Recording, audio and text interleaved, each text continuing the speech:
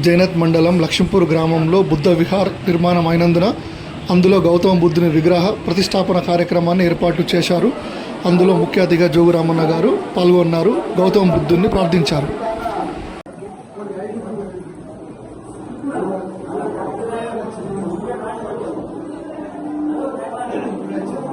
इमस्मि विहारे पतिस्थापेमि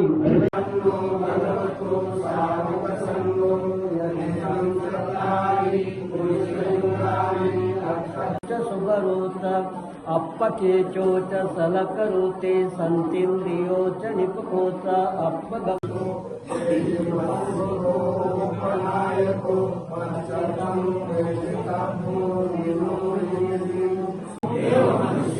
पूजितं इमस्मि विहारे प्रतिष्ठापेमि। गुरु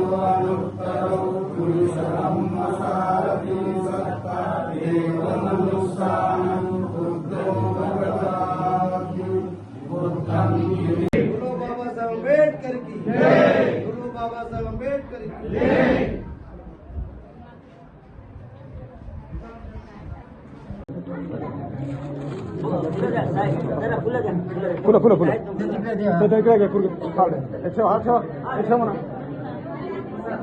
ఈ కార్యక్రమానికి మన లక్ష్మీపూర్ గ్రామ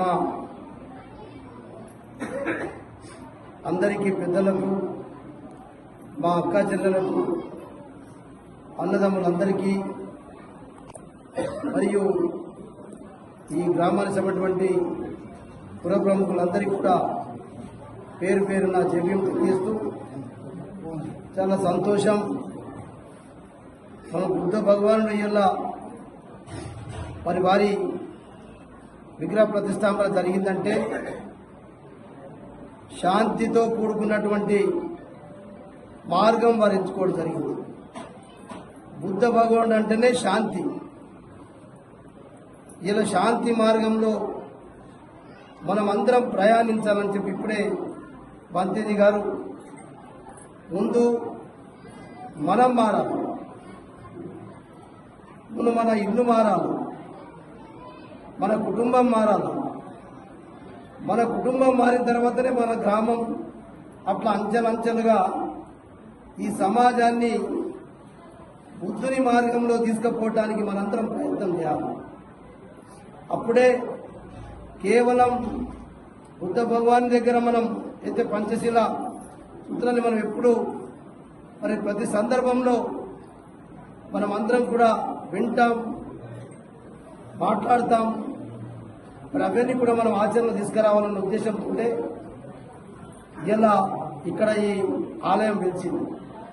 అందుకొరకే మనం అందరం కూడా మంచి సుఖంగా, సంతోషంగా, ఆరోగ్యంగా ఉండాలంటే పంచశీల సూత్రాలను మనం అందరం కూడా పాటించినప్పుడే ఈ సమాజం బాగుపడుతుంది.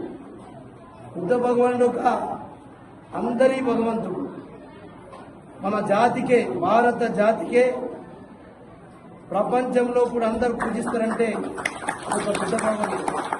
అందుకొరకే మేము కూడా ఈరోజు మరి మంత్రుల సమక్షంలో స్వయంగా విగ్రహ ప్రతిష్టాపన కార్యక్రమంలో పాల్గొనడం నేను కూడా నా అదృష్టంగా భావిస్తూ, ఇంత చక్కటి కార్యక్రమంలో నాతో పాటు వచ్చినటువంటి మా కాసం నరసింహరావు గారు అని, మా ఇజగిరి నారాయణ గారు, మరి మీ గ్రామ పెద్ద మనిషి తిరుపతి గారు, మేమందరం కూడా మీరు పిలిచిన టైంకి సమయానికి మాకు కూడా అనేక కార్యక్రమాలు బంతి విషయమై ఏకీ ప్రార్థన करता हमको जाने का उनकी बहुत खास है।